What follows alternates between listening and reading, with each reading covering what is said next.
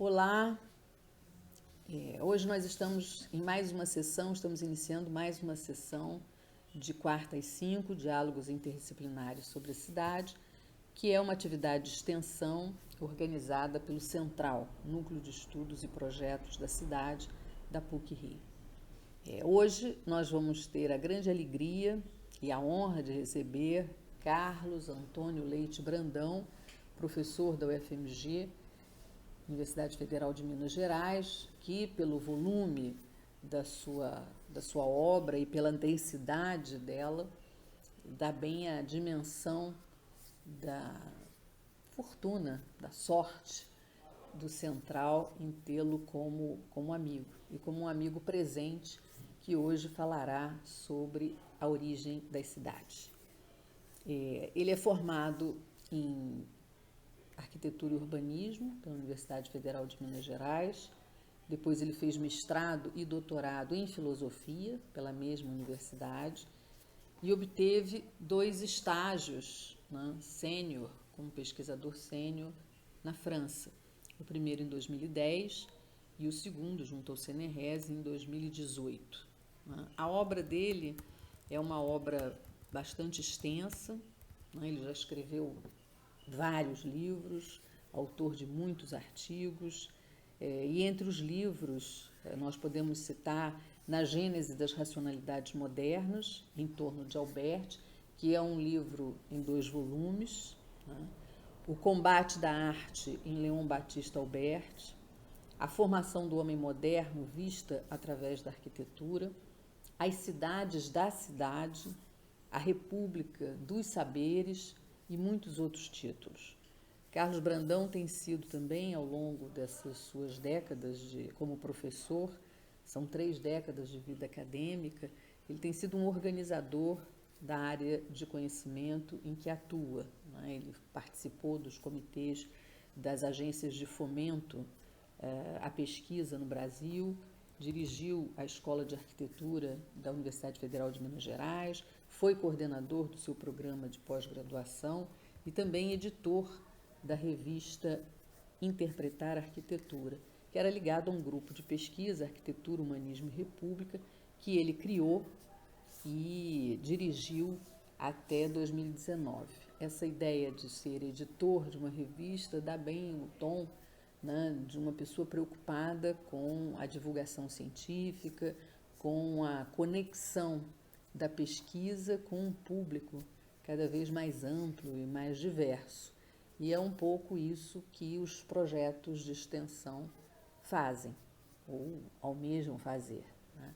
Então, hoje nós temos Carlos Brandão conosco, é um prazer enorme estar com ele, e eu tenho certeza que será uma tarde academicamente muito produtiva.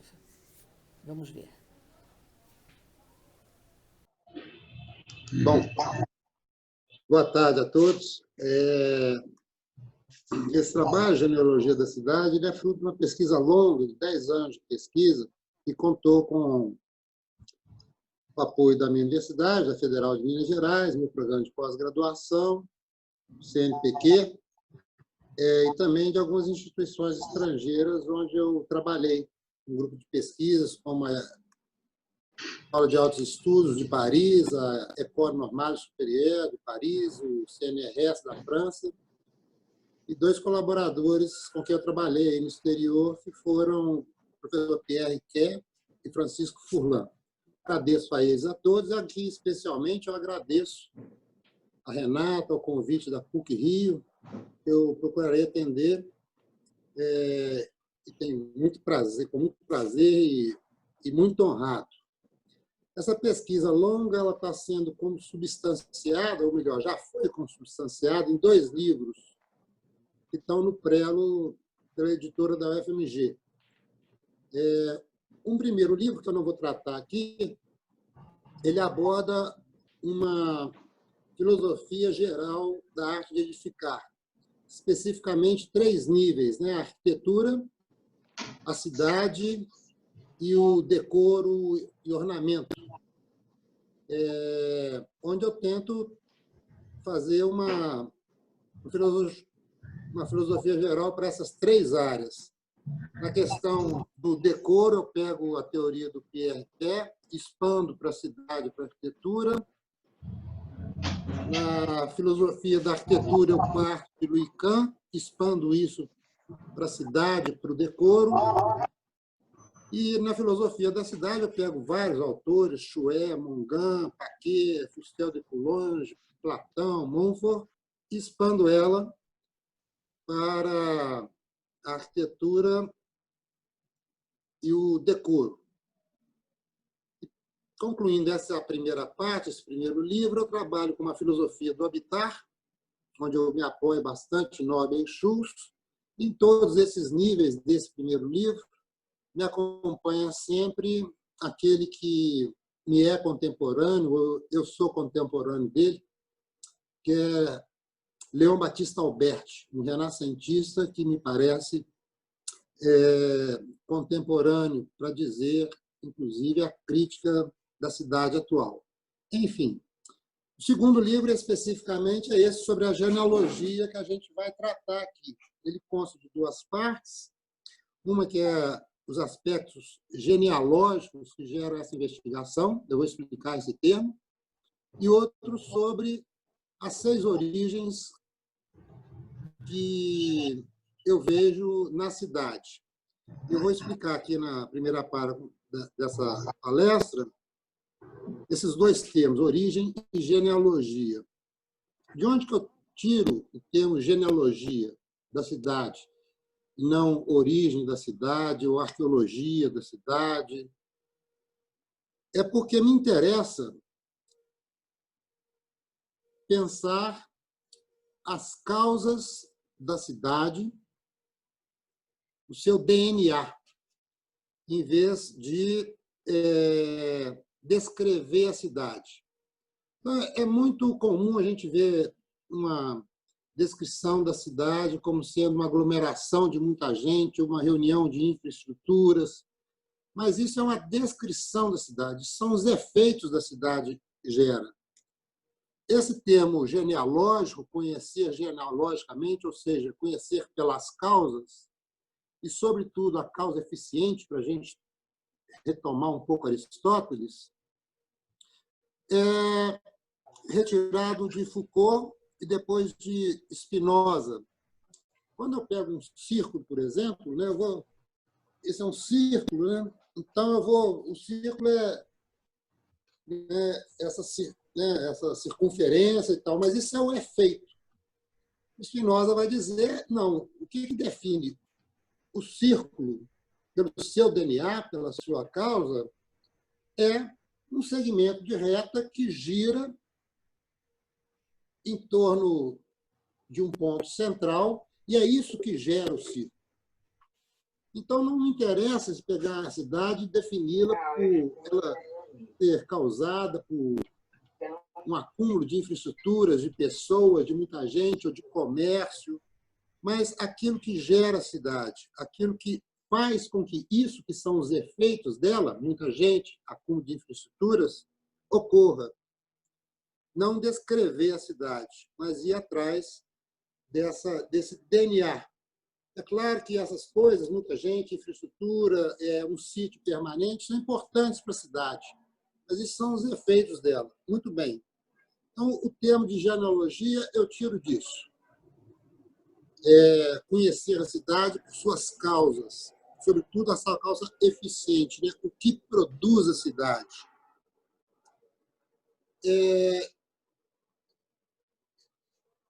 Isso quer dizer o quê? É procurar o que nos levou a inventar a cidade. A cidade foi inventada e pode ser desinventada, como já foi outras vezes. O que nos atrai na cidade? Qual é o imã dela? O que institui uma cidade? Ou o que lhe dá origem? Ou, para usar um termo da nossa profissão, o que lhe dá uma origem? Não me interessa nisso uma origem no sentido cronológico da cidade. A primeira cidade conhecida foi Jericó, até hoje conhecida. Eu não vou atrás dessa arqueologia. né? Ou Çatalhöyük, na Turquia. Eu não estou fazendo uma arqueologia da cidade, mas uma genealogia, procurar os princípios, né? A sua arquê, o que funda a cidade. A cidade que talvez tenha sido a maior invenção do homem ocidental, reinventada aí no século XII. Esse foi o meu interesse. E é isso que eu chamo de genealogia da cidade.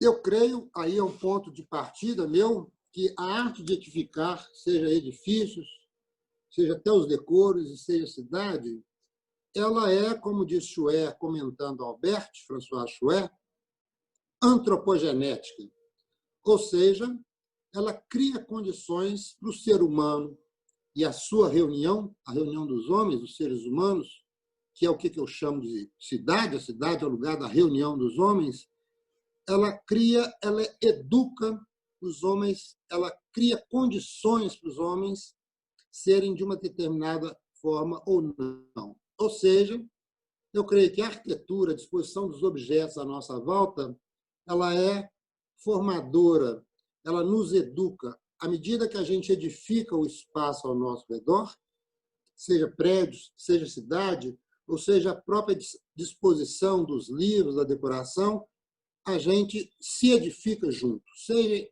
como cidadão, no caso da cidade, seja como sociedade. Nesse sentido é que eu retomo um pouco Cícero, que diz que a gente não nasce humano, a gente se torna humano, a gente se faz humano, né? E a cidade é um instrumento um dispositivo de constituir a humanidade do homem, que ele, ao nascer, ele não é um homem, ele ainda ele não é propriamente humano. Cícero usa a expressão virtutis, o humano do homem. A cidade é um instrumento, talvez o maior instrumento de todos, para essa constituição do humano do homem, para essa refinação, para esse refinamento, né, da humanidade em nós. Ou, em outros termos, para a constituição de nossa civilidade ou de nossa urbanidade. É interessante isso porque eu creio, a gente vai expor isso ao longo dessa conferência, que nós estamos vivendo num urbano sem urbanidade, exatamente por uma certa perda desse poder de refinamento, de educação que a cidade está tendo. A gente vai trabalhar isso um pouco. A cidade e a universidade, elas renascem juntas, né, no século XII, porque ambas são lugar do encontro, do diálogo. E isso é fundamental também como um pressuposto aqui da nossa exposição. Muito bem, discorrido um pouco sobre a questão da genealogia, vou passar para a justificativa desse trabalho. A primeira eu já adiantei. Jericó, essa primeira cidade até agora conhecida, ela é por volta de 7.800 a.C. Ou seja, nós estamos numa efeméride importante, porque se trata de 100 séculos dessa que foi, talvez, a maior invenção do homem ocidental. Então, isso é uma homenagem à cidade. É uma cidade que lá, quando ela foi reinventada no século XII, Max Weber usa isso no seu livro sobre a cidade, havia uma cidade alemã, no portal sobre ela, um dístico, né, que dizia que o ar das cidades liberta. Porque, vou tentar expor isso, uma das grandes causas eficientes que gera a cidade é justamente a liberdade ou a libertação que ela provoca. E provocou no século XII e provoca ainda hoje. A cidade ela é uma memória, ela é um vaso, ela é um dispositivo de todos os dispositivos e uma promessa emancipatória. Vou explicar isso. Enquanto a cidade é uma promessa, sobretudo uma promessa de emancipação, de liberdade, de libertação, e ela permanece ainda para nós como essa promessa. Enquanto tal, ela se recusa a ser definida e capturada. Ela escapa sempre a uma definição, exatamente pela criatividade e liberdade que ela promove, as suas mutações constantes, a sua inovação constante. Ela é também uma memória. A cidade é o lugar de uma acumulação dos tempos. Talvez seja a maior máquina da memória que nós dispomos. Uma máquina que acumula tempos. É só andar aqui em Belo Horizonte que eu vejo os vários tempos, um ao lado do outro, superpostos. Uma cidade que acumula saberes, que acumula experiências, acumula esperanças, acumula desejos e mistura tudo isso. E dessa mistura, desse acúmulo de tempos, espaços, esperanças, desejos e memórias, é que, como se jogado tudo isso dentro de um vaso, de uma panela e misturado, surge a criatividade da cidade. A criatividade, a liberdade se fermenta dessa mistura. O que eu chamo de liberdade aqui é um pouco próximo de uma categorização de Isaiah Berlin sobre liberdade positiva e negativa.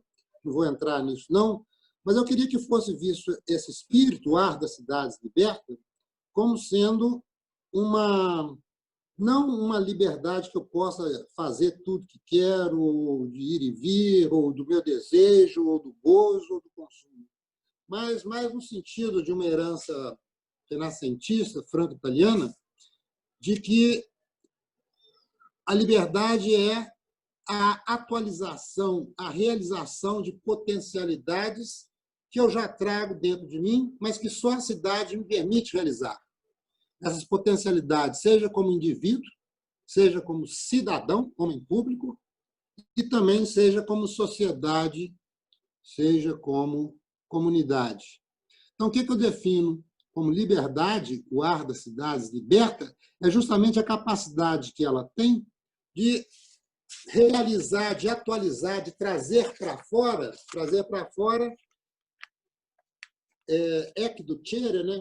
Educação, conduzir para fora. A cidade educa e liberta nesse sentido. Eu só posso tocar um violão se eu tiver alguém que me ouça, dar uma aula se tiver alguém que me ouça. Eu levo meu produto e troco meu produto com outro produto, e aí é que eu vou vendo, né, desenvolvendo as potencialidades que eu tinha. O Louis Kahn, um arquiteto, ele falava uma frase que eu gosto muito, né? Uma cidade é boa quando uma criança, podendo andar por ela, descobre aquilo que ela vai ser quando crescer. Isso é liberdade.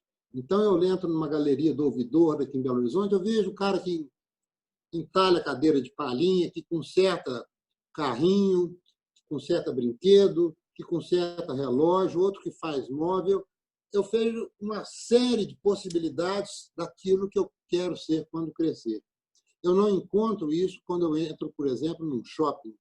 Né? Não encontro essa quantidade de atividades dispostas e ali eu vou descobrindo o que eu vou ser. Você é um professor de violão, você é um professor, você é um entalhador de palhinha. É nesse sentido que a cidade me liberta, me educa, né? Revela as potencialidades que o mundo rural, o mundo da Rus, em latim, né? Ou o restrito mundo doméstico, que só vive entre os iguais a mim mesmo, não realiza em mim. Ele não realiza essa libertação. E é isso que confere à cidade o seu magnetismo, o seu imã, né? A cidade a gente dizia, um vaso onde todas essas coisas se acumulam, e aí, por isso, esse acúmulo gera uma criatividade e que me atrai. Essa atração, essa criatividade, essa liberdade é o vaso, é o imã que está dentro desse vaso, né? Muito bem. Então, vamos supor que, né, isso aqui é um vaso, vejam, um vaso, é a cidade, e aqui o imã, que entra lá dentro e atrai. Atrai, e essa cidade, aí sim, com esse DNA, ela vai crescendo de infraestruturas, de pessoas, de possibilidade, de diversidade. Mas há um problema, que como esse vaso, se eu encher demais, ele vai rachar. Então, aí há um problema que é histórico, né? A gente vê isso em Platão, vê isso em Lewis Mumford, em Alberti, esse vaso racha. Qual é o problema? O problema do limite. E esse problema do limite é, sobretudo, grave numa contemporaneidade onde a gente é dado a desmesura, ao ultrapassamento dos limites, aquilo que os gregos chamavam de híbris. E aí a cidade racha, quebra. Ou então, como um rio que perdeu as margens, ela vira um pântano, ela vira uma coisa sem forma, uma coisa que se confunde com os seus próprios confins, né? A cidade educa, né? Ela refina na gente, ela refina. Eu vejo os outros andando na calçada, eu aprendo até como caminhar ou como sorrir com esses outros. Ela refina a gente, ela educa, né? A cidade é um dispositivo para isso, para essa educação, para essa libertação. O termo dispositivo vem de George Agamben, né? Agamben é a gente vive em meio a dispositivos. Eu estou aqui em frente a um para falar com vocês, né? Que esse iPad. Os dispositivos, eles são dispositivos enquanto eles nos permitem essa liberdade, essa subjetivação, essa construção do sujeito, seja o sujeito indivíduo, seja o sujeito enquanto coletividade, enquanto sociedade. Então, é isso que me permite aqui estar falando com vocês. Contudo, quando esses dispositivos, eu uso esses dispositivos como um processo de dessubjetivação, ou seja, quando, por exemplo, o celular está sempre tirando de mim, me tirando de mim, ou o computador está sempre me tirando fora do meu lugar, em nome de uma rede, de um contato com a rede social que está sempre distante, eu perco contato com o próximo. Quando os dispositivos funcionam ao contrário de um processo de subjetivação e autoconhecimento, quando eles funcionam para essa dessubjetivação, eles se tornam instrumentos de violência. A cidade é a mesma coisa, é um dispositivo. Ela pode servir tanto para construir esse processo de autoconhecimento do cidadão, enquanto, né, do homem público, a minha dimensão pública, e mesmo enquanto indivíduo, como também, que é o que eu vejo muito em algumas cidades contemporâneas, como Dubai, na Malásia, ou Las Vegas, ou as Dreamlands de toda espécie, ela pode se construir como um instrumento de dessubjetivação, em vez de construir, desconstruir o sujeito. Aí a cidade ela vira um instrumento de violência em vez de um dispositivo. Muito bem. Primeira justificativa, então, que a gente se referiu, foi essa de ser uma efeméride comemorativa, primeira justificativa do livro, da pesquisa, desses 100 séculos da cidade, desde Jericó e no Oriente Médio, Satal Ruyuk, que é logo depois, 7.600 a.C., que nós estamos comemorando. Uma segunda justificativa é de que, me parece, e aí eu sou pessimista, que a cidade, enquanto tal, por mais que cresça, por mais que multiplique a quantidade de infraestrutura, de tráfego, de pessoas, está sendo desinventada, tal como já foi outras vezes, como na Idade Média, né? No início da Idade Média. E tem vários sintomas disso, né? Hoje pululam pela cidade condomínios fechados, seitas, guetos, tribos de toda espécie, de rico, de pobre. A cidade, enquanto local da liberdade, foi totalmente esquecida, ou da pedagogia, da educação, foi trocada em nome de um valor absoluto da segurança. Isso é Idade Média, né? A perda da cidade, a sua função de liberdade, em nome da segurança. Então, uma outra razão dessa pesquisa é justamente isso, a desconfiança de que estamos a perder a cidade. Ela está sendo desinventada, dando lugar a uma somatória de indivíduos atomizados e tribos e edifícios que não se conectam nem com a rua, nem com o contexto, nem uns com os outros. Além do mais, o que define a cidade em Max Weber é a sua autocefalia e a sua autonomia. É isso que ele vê se constituir ao final da Idade Média na Europa. Uma cidade que é autônoma no sentido em que ela cria e institui os regulamentos através dos seus próprios membros, os membros da cidade criam os seus regulamentos, isso se chama autonomia, autonomos, e ela é autocefálica, ou seja, os dirigentes das cidades são escolhidos por eles mesmos, pelos seus próprios cidadãos. E o que a gente vê hoje é o contrário, né? A cidade ela não tem mais as leis próprias que a comandam enquanto uma res pública, enquanto uma coletividade autônoma, e aquilo que a dirige vem de fora, é heterocefálica, vem das cidades globais, de leis exteriores, do Google, do Facebook, vem de outras instituições, os próprios representantes são mais colocados para dirigir a cidade, não em nome dela, mas a partir de comandos externos. Então, a perda da autonomia e da autocefalia da cidade é mais um diagnóstico dessa desinvenção da cidade. A meu modo de ver, a gente pode discutir isso. De tal forma que, por uma série de sinais, como esses guetos sociais e construídos que se multiplicam pela cidade, como ilhéus, né, como coisas isoladas, seja condomínios fechados, as ruas abandonadas por causa dos paredões desses condomínios, os nichos que se formam, tudo isso me parece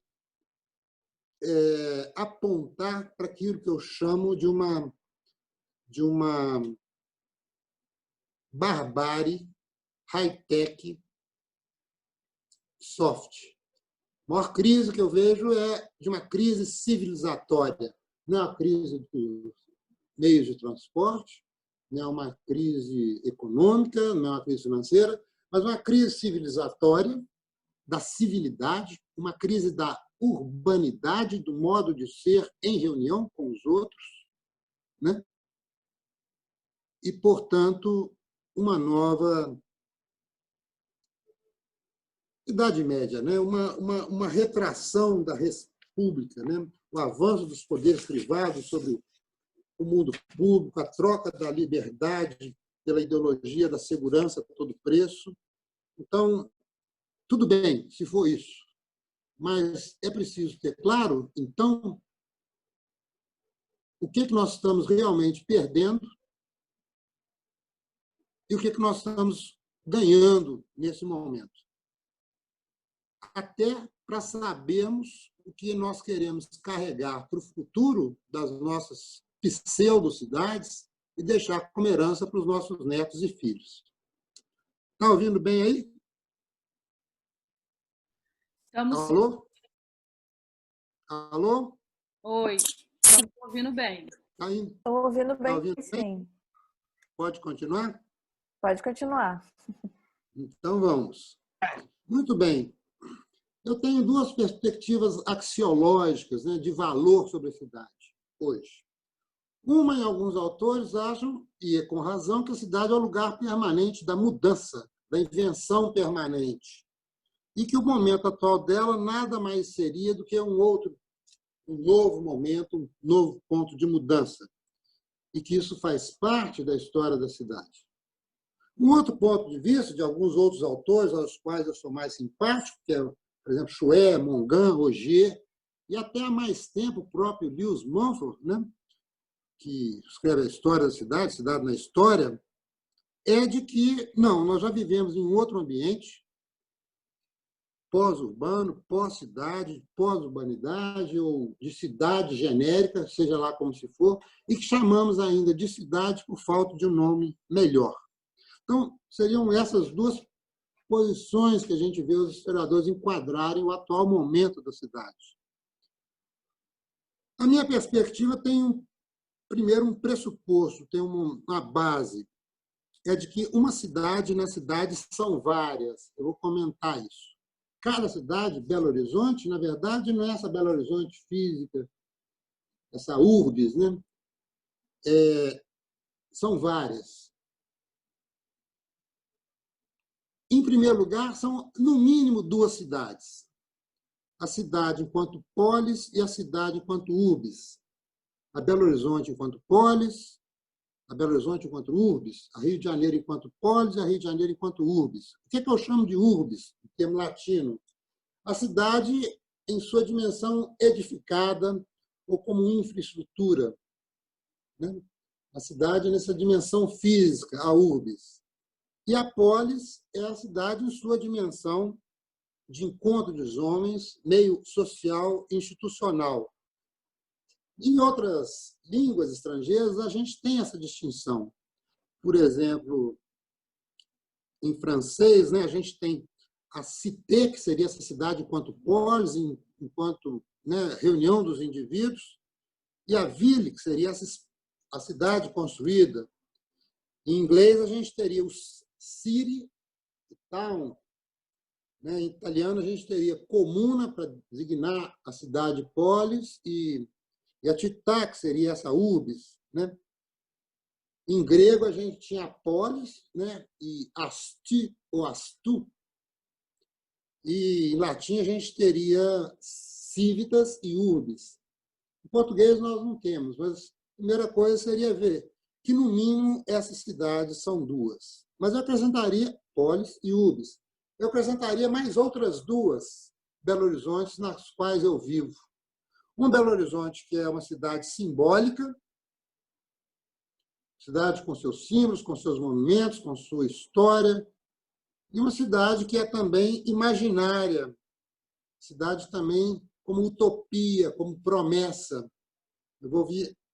Então, a gente, tal como o corpo da gente é real, físico, é também simbólico, imaginário, como na teoria psicanalítica de Lacan, a cidade também era um espaço físico, mas também um espaço simbólico, espaço imaginário, espaço social. Essas quatro dimensões, imaginária, simbólica, urbis e polis, elas dinamizam-se entre si e estabelecem uma tensão intrínseca à cidade. Né? Às vezes, a polis e a urbis elas se colidem. Na sociedade, sociedade cívica, colide com o espaço físico e exige alteração desse espaço físico. E, às vezes, o espaço físico colide com a sociedade civil. Essa é uma dinâmica da cidade. O mesmo vale se a gente levar para as outras dimensões, a imaginária e o simbólico. Isso conforma uma dinâmica da cidade.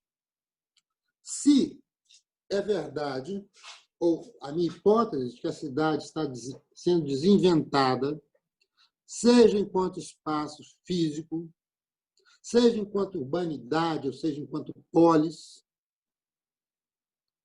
seja até mesmo no plano simbólico, como no caso do patrimônio histórico, talvez ela permaneça e permanecerá sempre no plano da memória e no plano da promessa, ou seja, no plano do imaginário. Mesmo que essa cidade se destrua, ela permanecerá como uma espécie de referência, de ideal tipo no nosso imaginário. Né? E é nessa esperança que eu pouso para resgatar essas suas origens. O que é o DNA da cidade? Se ela for destruída, permanecerá esse DNA como uma espécie de semente a servir como, talvez, referência no futuro para aquilo que a gente vier constituir. Então, essa é a minha tentativa nessa pesquisa, de expor realmente esse DNA, que mesmo que a cidade venha a ser destruída em vários planos, ela permaneça como uma referência, ou como diz o próprio Weber e Olivier Mangan retoma, e se não me engano, Lefebvre, como ideal tipo ideal que funciona como um operador das nossas produções do espaço que viveremos aí no futuro.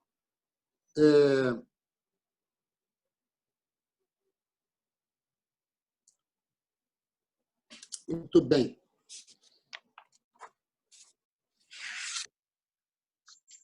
Em tudo isso, uma crise do habitar e do sentido do habitar, que eu desenvolvo nesse primeiro livro. Eu não vou pegar isso aqui, não. Mas, de qualquer forma, queria registrar isso, né? Se a gente encontra a cidade hoje sem autonomia, sem autocefalia, sem esse autogoverno, né? Se as fibras dela, no plano da polis, da urbis, da urbanidade, da civilidade e até do simbólico se esgarçam, talvez a cidade resista no nosso imaginário enquanto ideia, enquanto promessa, né? Enquanto promessa, um ideal típico que estará sempre apta a renascer e a pautar, ainda que criticamente, o presente daquilo que construímos. Então, essa primeira parte da exposição trata justamente dessa aonde eu cheguei com essa investigação genealógica, né? De ir atrás das causas da cidade, das causas eficientes da cidade, daquilo que a produz, o seu DNA. Eu diagnostiquei 6 origens da cidade. Esse é o tema do segundo livro, que deve sair, né, ano que vem pela editora da UFMG. E essas 6 origens eu vou expô-las muito rapidamente. A primeira eu chamo de origem etimológica, a segunda, origem antropológica, a terceira eu chamo de origem cósmico-religiosa, a quarta eu chamo de neolítica, a quinta origem eu chamo de dramática e a sexta origem eu chamo de visível. Então, essas 6 origens, eu não vou detalhar muito, só vou passar um pouco sobre o conteúdo e aonde que me levou cada uma delas, né? Encontrá-las e discriminá-las é um trabalho muito árduo, mas eu acho que chegou a uma síntese boa. A primeira origem que eu mencionei é a etimológica, né? O termo cidade ele vem de civitas, latim, que, por sua vez, vem de civis, né? o civis, né? No latim restaurado, fala civis, que é um tipo de homem que surge nos século XII, XIII, como menciona Claude Lefort, um novo tipo de homem que surge com macunha no meio de cavalheiros, de sacerdotes, de soldados e da plebe.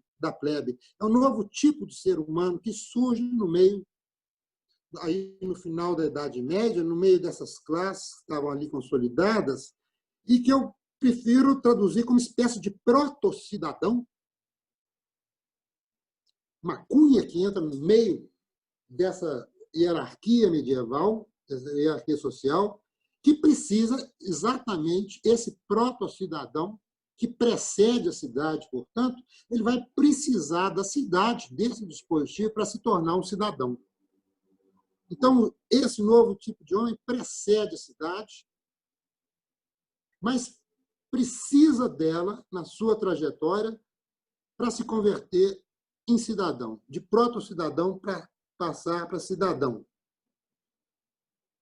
Aí é que volta essa questão antropogenética, muito cara, Alberti, né? A arte de edificar, ela edifica simultaneamente os espaços da cidade, os edifícios, o decoro, o meu quarto, simultaneamente me edifica. Por isso que o livro dele chama da arte de edificar, de ré a edificatória, e não da arte de construir.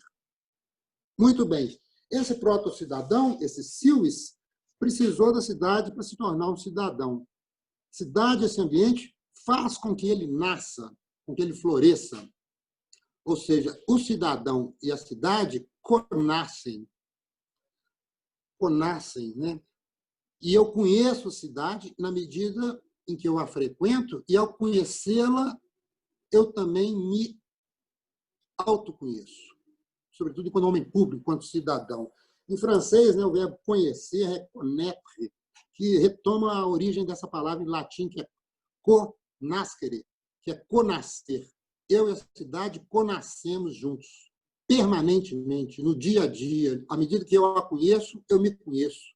É por isso que é importante encontrar com os outros que são diferentes de mim. E a cidade produz esse encontro. Esse cidadão que se forma na cidade, né, que se edifica na cidade, que vai dar origem às cívicas, né, que vai dar origem a essa urbanidade, né, essa urbanidade. E se conhece. Nesse sentido, e para mim só nesse sentido, é que eu vejo a cidade como uma boa obra de arte. Embora eu tenha em mente um livro que eu gosto muito da cidade como obra de arte do Argan, mas como eu a vejo como uma obra de arte? Porque a cidade nos transforma, ela nos comove, ela nos move para um outro lugar que eu não moveria se eu estivesse até hoje morando lá na minha cidade, lá em São João do Pomuceno, onde a Renata está nesse momento aí, provavelmente no mundo rural da fazenda, porque ali não tem horizontes que me desafiam, que me movem, né, que me libertam. Né? Então, a cidade é uma obra de arte na medida em que ela me dá a ver uma condição humana que eu não tenho quando eu nasci. Né? Ela é o lugar da cultura, é o lugar da edificação, é o lugar do cultivo do cidadão. Ou seja, o cidadão se cultiva na cidade. E é isso que os sujeitos lá do século XII, XIII, na reinvenção da cidade, perceberam que a cidade era como que uma terra onde eles se cultivam. Eles viriam a se cultivar enquanto cidadãos. Nós dissemos que a cidade é, no mínimo, dupla, polis e urbs, que ela também tem esse jogo entre do imaginário, do simbólico. Né? A cidade ela é esse lugar do encontro dos homens. Né? Ela é o lugar de uma tensão entre polis e urbs, a qual nunca se fecha, ela se move nessa tensão. Ela é como um jogo, é o lugar do diálogo, né, do encontro. E um diálogo não se faz, como eu, por exemplo, quando eu estou com o Cláudio Bahia no bar, eu tenho que ter uma certa distância com ele para conversar ao redor da mesa, eu tenho que ter um espaçamento. Não posso ser atirado sobre o outro, um sobre o outro, nem estar muito distante. Então, a cidade é um lugar que cria um pouco esse espaçamento. Ao mesmo tempo que ela reúne, ela permite uma distância. Né? Então, a gente tem uma tensão entre polis e urbs, que eu vou chamar de um primeiro par dialético da cidade, essa questão, a cidade enquanto sociedade civil, cidade enquanto espaço edificado, essas coisas se tensionam, a luta do espaço urbano de Henri Lefebvre é justamente sobre essa tensão entre a polis e a urbs, mas também ela é um lugar que tem uma segunda dialética, uma segunda díade. Né? É um lugar onde eu encontro e, ao mesmo tempo, retorno à minha solidão. É o lugar da aventura, a cidade é o lugar da aventura. Julian Grach tem um texto belíssimo sobre isso, sobre a infância dele em Nantes. É o lugar do risco, a cidade é o lugar do risco. A segurança absoluta não é o... Né?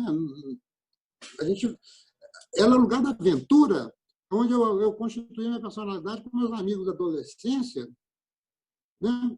Aventurando pela noite, aventurando-se aí. A cidade é o lugar desse risco, mas ela também é o lugar onde eu posso voltar de noite, como diria, né, a Sônia Viegas, minha antiga professora e orientadora do mestrado, eu volto de noite para minha casa para recolher as minhas certezas.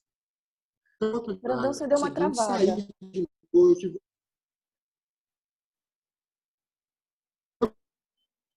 Oi? Alô? Deu uma travadinha no último minuto.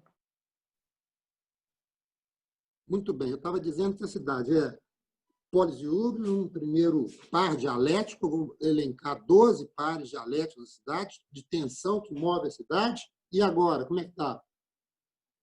Agora está ótimo. Você me interrompe, tá? Porque pode ser problema da rede ou então do sinal aqui. E dizendo que tem uma segunda díade, uma segunda dialética que dá a dinâmica da cidade, que é esse ir e vir.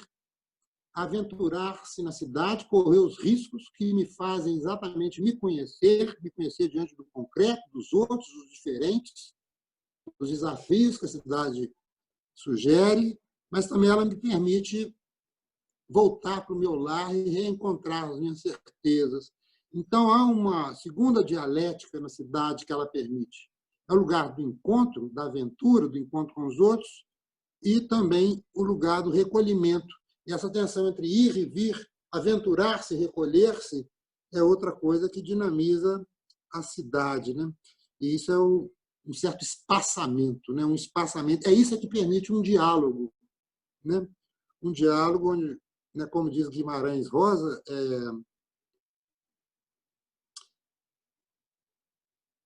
a colheita é comum, mas o capinar é sozinho. Então, esse movimento entre o sozinho e o comum, entre o privado e o público, que a cidade permite. Se eu estou julgado numa massa, como as cidades contemporâneas tendem a fazer, os grandes shows, os megas eventos, onde uns são atirados sobre o outro, isso não constitui o sujeito. O Laboetie chamava isso de Tuzan, todos são um, como se fosse uma almôndega, né? Nos grandes festivais, nos grandes shows, nos grandes espetáculos de multidão.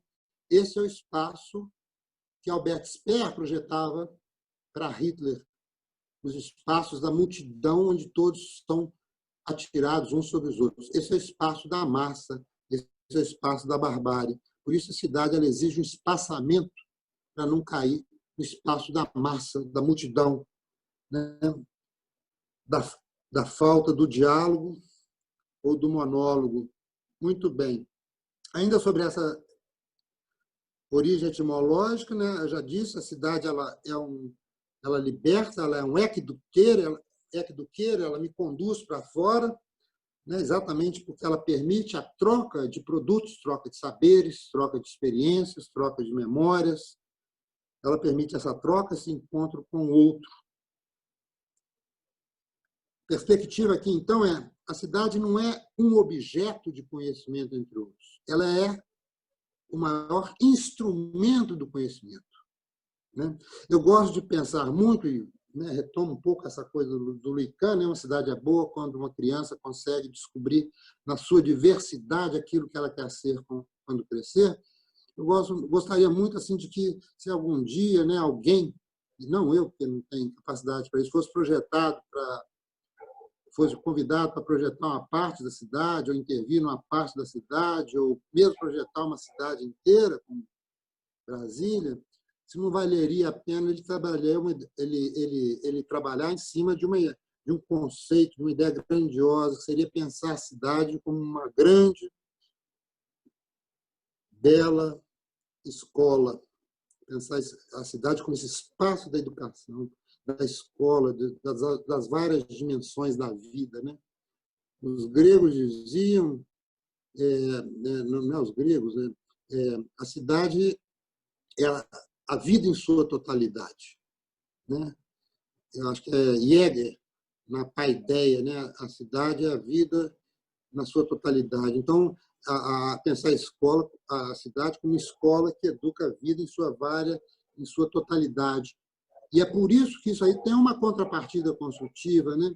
A necessidade dos espaços da cidade não serem homogêneos, não serem iguais, né? Isotópicos, né? Eles têm que ter uma heterogeneidade, têm que providenciar ambientes diferentes e passagens entre esses ambientes, porque se frequentando ambientes diferentes, a gente se educa em vários níveis da vida, como a gente estava falando, né? Um shopping não é capaz de nos educar nisso, mas uma galeria do ouvidor educaria melhor, né? Cidade ela não pode ser definida, e nem eu, e nem ninguém. A gente é sempre um vir a ser, uma promessa de ser alguma coisa que a gente não é, uma falta. E a cidade é justamente um meio privilegiado que pode me conduzir a ser uma outra coisa, a deixar de ser o que eu sou, em parte, e passar a tentar ser aquilo que eu deveria ser, que eu gostaria de ser, como esse menino do Luican, cidade como uma promessa e também como uma máquina, não só da memória, mas aqui também como uma reinvenção. Reinvenção minha, reinvenção permanente dos direitos, que é como Claude Lefort define a democracia. E a cidade seria o lugar disso, a reinvenção permanente dos direitos. Essa criatividade, essa invenção, esse inesperado que faz parte do DNA da cidade, ele tem que se articular com outra coisa que faz parte do DNA da cidade, que é a sua permanência, a sua solidez, a sua capacidade de se transmitir por várias gerações, né? A sua transgeracionalidade, essa sua capacidade de retomar uma tradição que a cidade tem e está, por exemplo, imantada nos prédios institucionais ou nos prédios históricos, e essa tradição ser conectada a uma tradição futura que o meu presente funda. E, para isso, a cidade tem que ter uma certa permanência. Ela não pode ser um acampamento que eu chego e desmonto, né? Ela tem que ter uma solidez, resistir ao tempo, né? A cidade é uma díade, essa terceira dialética que eu aponto, entre permanência e mudança, né? Entre o eterno, a que a faz transgeracional, né? E o efêmero. Ela deve ser isso. A cidade contemporânea ela está se deslocando toda para o lado do efêmero, né? Não, a gente só tem noção do tempo que passa, do efêmero, diante daquilo que permanece, né? Um trem sai da estação, eu só vejo que ele está saindo na hora que meus olhos esbarram em alguma coisa fixa. Então, a gente só tem noção do tempo que passa à medida que a gente tem também referências de permanência. Então, a cidade ela é também essa dialética entre a invenção, a mudança e a permanência. A cidade me faz perceber o tempo. Ela me faz, né? Vou lá na Praça da Sete, eu vejo edifícios da década de 20, 30, 40, 50, 60, em Belo Horizonte, 70. Ela me faz ver que a cidade ela comporta vários tempos e me faz habitar esses vários tempos. Ela não é apenas um lugar, um espaço físico que eu habito. Nela, eu habito o tempo. Então, sobre a origem etimológica, seria, né, em poucas linhas, essa questão, esses pontos. Eu passo para uma outra questão, que seria o segundo nível, a origem antropológica da cidade. Isso aí eu assento em Albert. Albert vai dizer lá no De Retificatória, De Retificatória é o tratado mais importante que eu vejo na história da arquitetura, né, que é concluído em 1452, no Renascimento. Albert vai dizer assim: por que os homens vão para a cidade? Porque eles são individualmente frágeis e que eles são diversos. Por serem frágeis, né, eles não são como os animais que nascem, a gente, nós somos frágeis por natureza, é que eles precisam de se associar para ficarem mais fortes. E, por serem diversos, eles vão para a cidade para trocarem os seus produtos, seus saberes, e aí enriquecer. Eu dou o meu sapato que eu construo e recebo de volta um cobertor de lã, um saco de farinha, né? Então, a diversidade e a fragilidade humana são causas da cidade, estão no DNA da cidade. Isso contrasta. Se não fosse, se nós fôssemos autônomos, super-homens, como graça hoje em dia na ideologia, sobretudo na juventude, eu sou forte, eu sou autônomo, eu sou independente, não precisaria da cidade. Isso é uma falácia. Então, nós nunca podemos perder de dimensão que é porque somos individualmente frágeis que a gente inventa a cidade. E porque somos diversos, só trocando entre nós que podemos ser mais fortes. Enquanto república, enquanto associação. E na medida em que eu encontro com os outros, com os diferentes, com um cara que faz um produto diferente, que tem um saber diferente do meu, e que eu ponho meu saber e ele me dá em troca o dele, A cidade é o lugar de uma comedida. Eu me imerso junto com o diferente. É através dele, não dos meus iguais, né? Como nas tribos, como nos condomínios fechados, eu tenho noção da minha medida quando eu encontro um outro que é diferente de mim. Então, a cidade é lugar dessa comensuração, dessa comedida. Isso me leva ao termo também de comedimento, que é a urbanidade. Cidade é o lugar onde eu me educo nesse comedimento com os outros. Cidade como um limite, como um aprendizado do estar junto. E, como eu já disse, o nosso tempo não é muito dado a comedimentos. Tem que ser sempre extraordinário, o exagerado, a híbris, a desmesura. Né? E, muito bem, a unidade básica da cidade não é o indivíduo, é o cidadão. É isso que importa. Né? A unidade, a célula da cidade é o cidadão. Esse que só se produz encontrando com os outros. Não é o indivíduo. Né? O indivíduo é da ordem do privado. O privado ele está vorazmente engolindo o espaço público e o homem público. O indivíduo engole o cidadão. Então, a cidade ela me educa enquanto cidadão. É esse cidadão, esse civis, que precede a cidade e precede também o indivíduo. Né? O todo, né, precede as partes, mas é uma outra coisa, uma outra questão. Estou falando da origem antropológica, já dizemos, né, dessa capacidade da antropogenética da cidade, né, de criar condições para sermos de uma determinada forma, enquanto cidadãos, enquanto grupos. Atenção, cria condições, mas não determina que aquelas condições vão ser realizadas. Ela cria só as condições, né? E podemos contrariá-la, né? Né? Dos seres em reuniões, né? Dos seres em reunião. Cidade como escola, cidade como educação. A cidade é um jogo, né? Ela nos joga. Né? O Gadamer fala, o prazer do jogo é qual? É que ele nos joga. É por isso que a gente perde tempo no jogo. Na verdade, a gente não joga o jogo. O jogo... Porra, o cara tá falando. Alô? Oi, pode ser. Tá tudo certo. Tudo certo? Uhum. Nessa questão antropológica, a cidade é um jogo que me joga, é por isso que ela me diverte. Por isso é que a gente perde o tempo no jogo, né? Perde tempo no jogo, porque, né, a gente entra nas regras dele e ele nos joga. Né? E é por isso que a cidade nos diverte, a gente se diverte nela, ela nos joga, nos lança para vários lugares, seja espaços físicos, seja espaços mentais, seja novidades. Né? Esse é o prazer da cidade. E, ao contrário que a gente assiste hoje,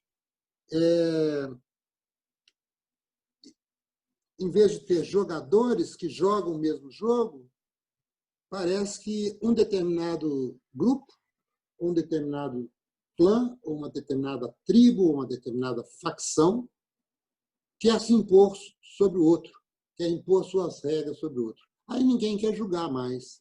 Né? Aí ninguém quer julgar mais. Aí a cidade deixa de ser esse jogo e fica chata, né? Porque já não tem mais jogador, já não tem mais com quem julgar. A gente diz que a cidade é um vaso e um ímã, um vaso que pode rachar, se inchar demais, e esse ímã é o atrativo da cidade. Então, aí é uma quarta dialética entre o vaso, que acumula, que mistura conhecimentos, experiências, isso é que dá criatividade e liberdade para a cidade, e, ao mesmo tempo, esse vaso pode rachar. Né? Então, a quarta díade é essa tensão, né, entre o vaso e o ímã, o poder de atração que a cidade tem e a capacidade daquilo que ela pode conter. Esse é um problema. Eu vejo, né,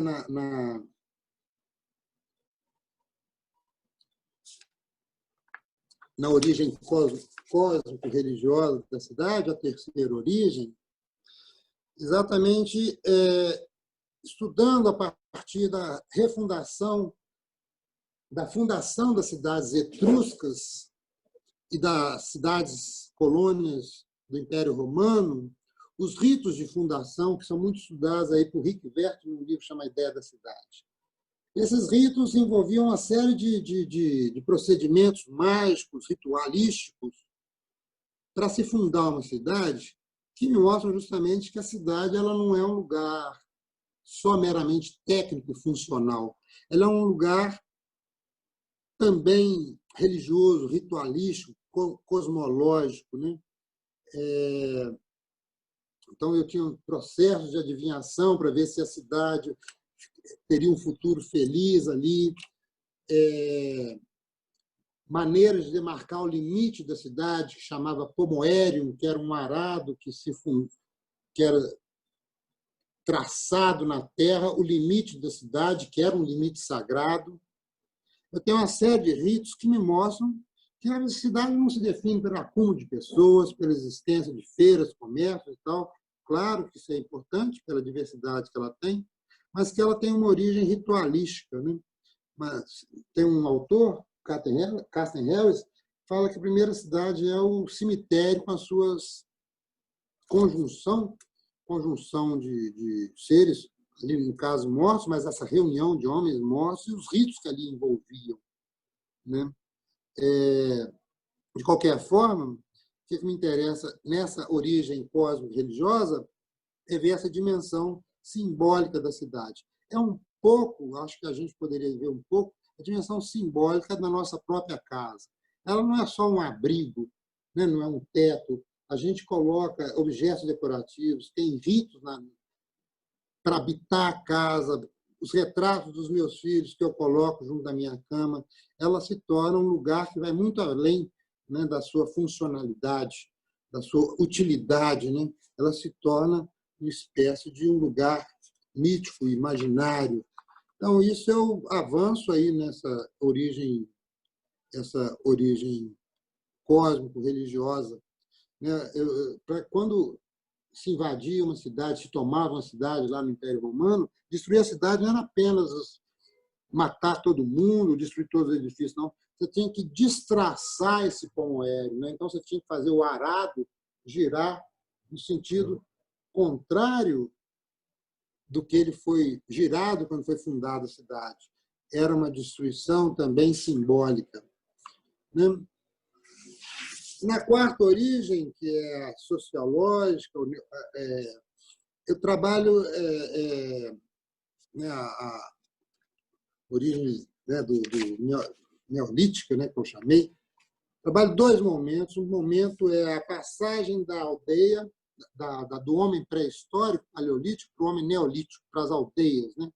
Essas aldeias que são criadas por esse homem agricultor, semeador, que substitui o homem caçador do paleolítico, elas são fundamentais, elas vão deixar como um traço fundamental para a história que vai ser incorporado pelas cidades a ideia do tempo e da permanência, da fixação. Né? A aldeia, né, com né, os rebanhos criados em currais, com a semeadura, com o domínio do ciclo cósmico, de plantar, colher, das estações, ela funda um lugar de permanência que substitui a itinerância permanente do homem paleolítico, do caçador. Então, a cidade ela é esse espaço que também providencia, a aldeia, ela providencia o repouso, a permanência, uma dimensão fixadora. A cidade ela surge um pouco contra essa itinerância, esse nomadismo incessante do caçador. Isso é importante para mim na atualidade, né? Veja, né? Essas origens elas estão sempre julgando, não vou tratar disso hoje, não, um espelho crítico da atualidade. O que a gente tem hoje é uma espécie de nomadismo incessante, seja através dos fluxos de circulação, de aeroportos, de vias rápidas, mas também um certo nomadismo estacionário que a gente tem dentro de casa, diante da tela do computador, onde a gente está sempre numa espécie de nomadismo estacionário, migrando de um site para o outro, e também dentro de aquilo que Schwer chama de edifícios celibatários, isolados, afastados da rua, presos dentro de casa. É um nomadismo estacionário que as pessoas ficam na internet dentro de casa. Então, a cidade é um pouco contra o nomandismo, lá na passagem do Paleolítico ao Neolítico, mas também ela não subsiste se a gente permanecer exclusivamente ligado a esse nomadismo que nos leva a estar mais próximo daquilo que está longe, distante, do que daquilo que está do lado de nós agora, né? A aldeia neolítica, me parece, ela criou essa fixação, essa permanência. Se o homem paleolítico ele frequentava os espaços onde ele ia caçar e ia por aí afora, ou seja, se ele conheceu e conasceu, né, cognoscere, com espaço, a aldeia neolítica, essa da permanência, ela conheceu, ela trabalhou, ela percebeu e trabalhou com o tempo. O tempo que era importante para fazer a cerveja lá na aldeia neolítica, né, para fermentar a cerveja, o tempo que era importante para dominar, né, o tempo da colheita e a criação dos rebanhos.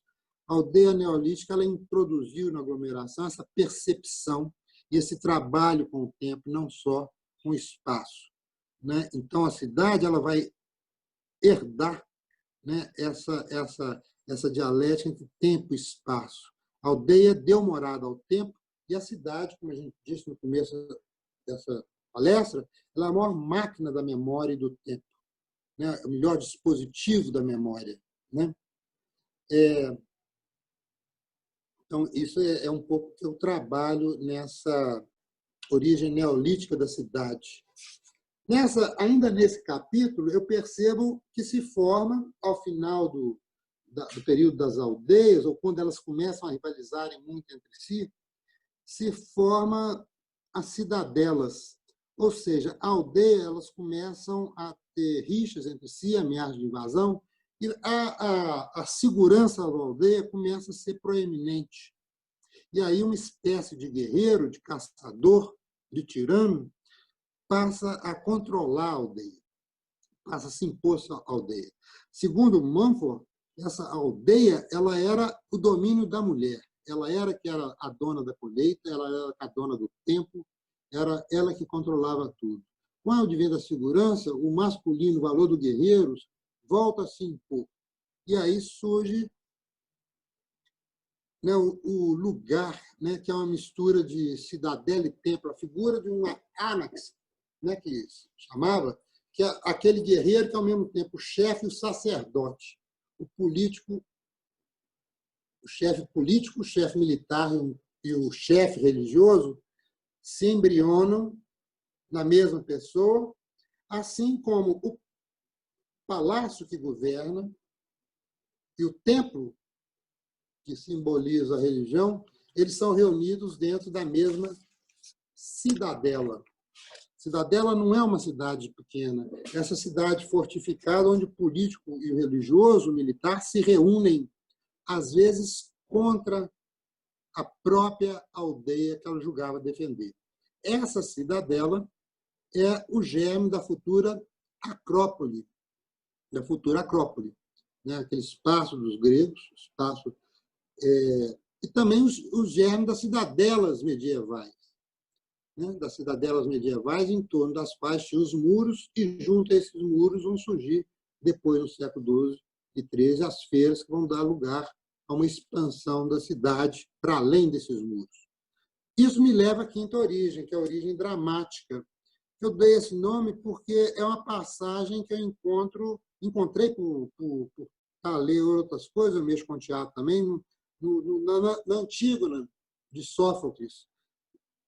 Se destaca muito, nessa peça de Sófocles, maravilhosa, o conflito entre Antígona, que quer sepultar seu irmão, Polinices, e Creonte, que é o chefe da cidade, o Anax, o chefe do poder político e religioso, que proíbe que Polinices seja sepultado, que era uma ofensa à tradição, à religião doméstica, né, onde os mortos são sagrados e eles têm que ser enterrados na terra, e a terra da família é sagrada porque ali estão enterrados os mortos. Então, se destaca muito esse conflito entre a religião doméstica e a religião de Creonte, o conflito entre, né, o oficial e o indivíduo, mas no meio dessa o conflito entre duas leis, né, entre a lei de Antígono, doméstica, a lei do Creonte, a oficial. Mas no meio desse livro, uma passagem que nunca me havia sido alertada nas leituras que eu li, Remon. Remon é filho de Creonte e noivo de Antígono. Antígono vai ser morta e tal. E no meio da peça de Sófocles, o Remon, filho de Creonte, tenta convencer o pai a não castigar sua noiva, Antígona.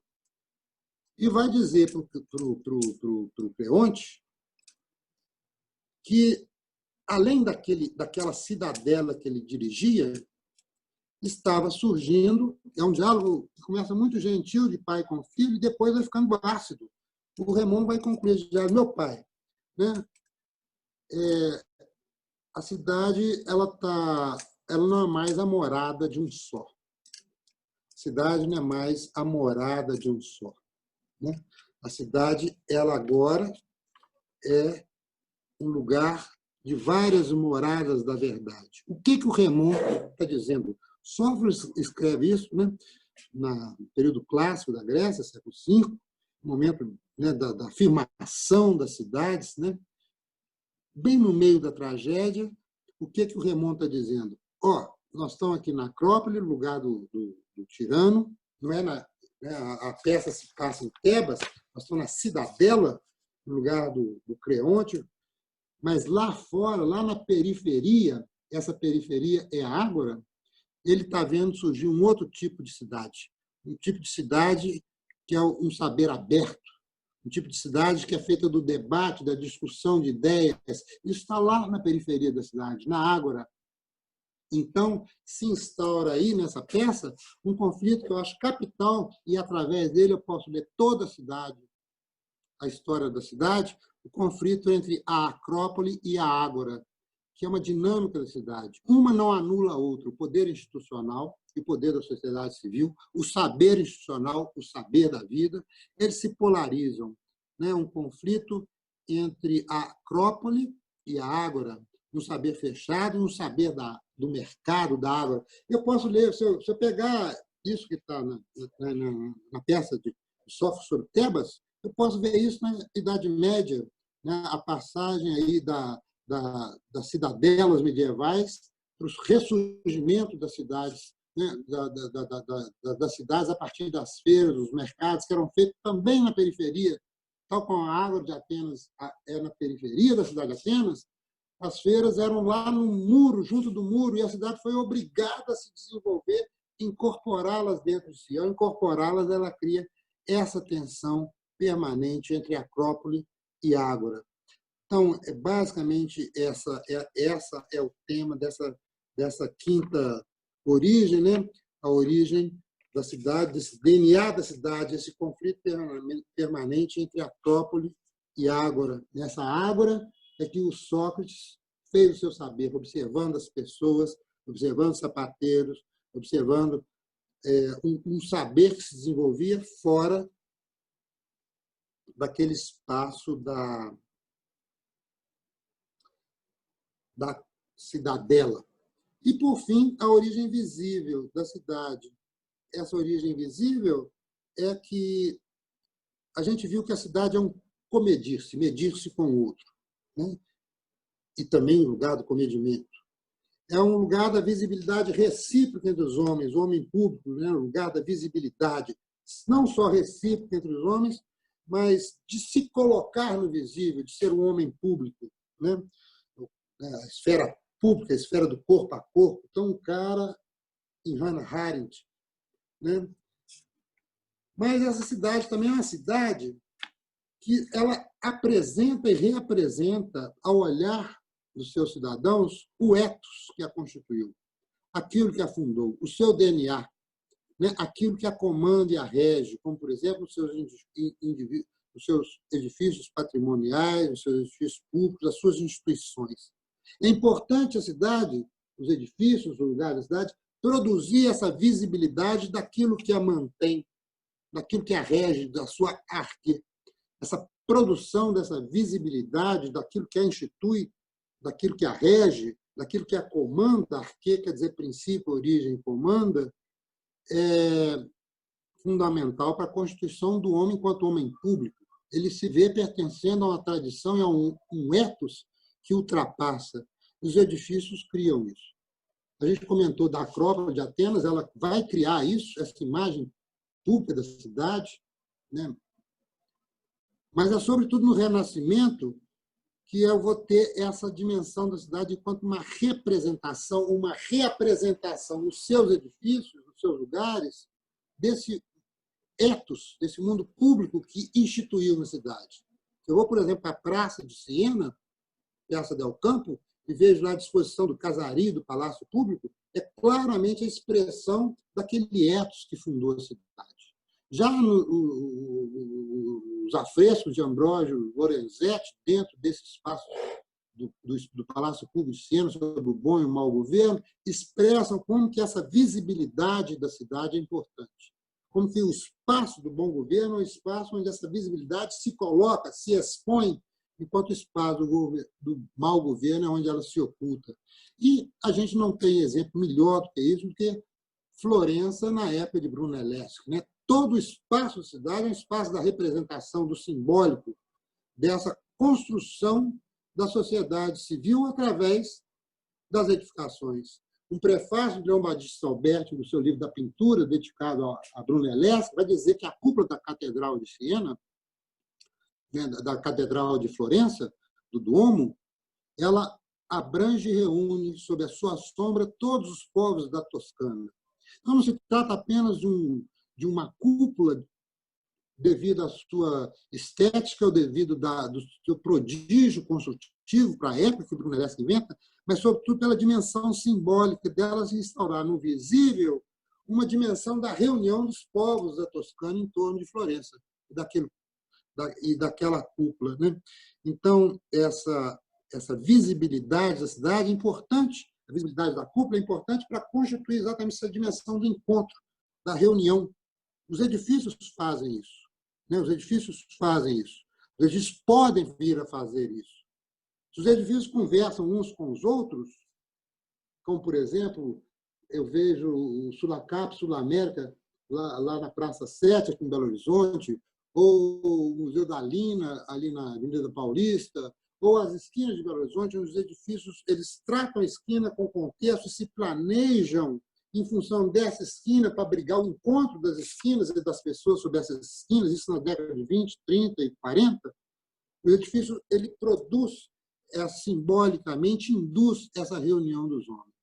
Ao contrário, o que eu vejo hoje são os edifícios que não se articulam com o contexto, não falam uns com os outros, desconhecem o lugar onde estão, nem o edifício ao lado. Tem um filme argentino, Medianeiros, que começa com isso, né?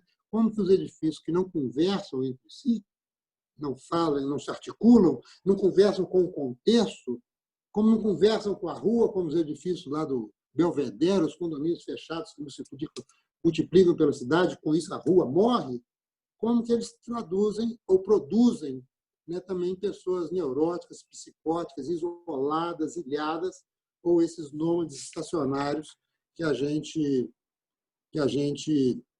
comentou. Muito bem, essas são basicamente as questões afetas a cada uma dessas origens. Não são questões, como deu para ver, arqueológicas, origens cronológicas. São questões de uma filosofia da cidade, questões genealógicas, entendido como aquilo que está no DNA da cidade, do qual ter muita gente, muitas máquinas, muitas construções é só o efeito. Eu não quis pegar o efeito pela causa, né, descrever a cidade como muita gente, muitas instituições, muitas ruas e tal, é pegar um pouco, tomar por causa aquilo que é só efeito. Minha questão foi justamente tentar ver a causa, o DNA da cidade, enquanto aquilo que a produz, a causa eficiente. E é só diante disso,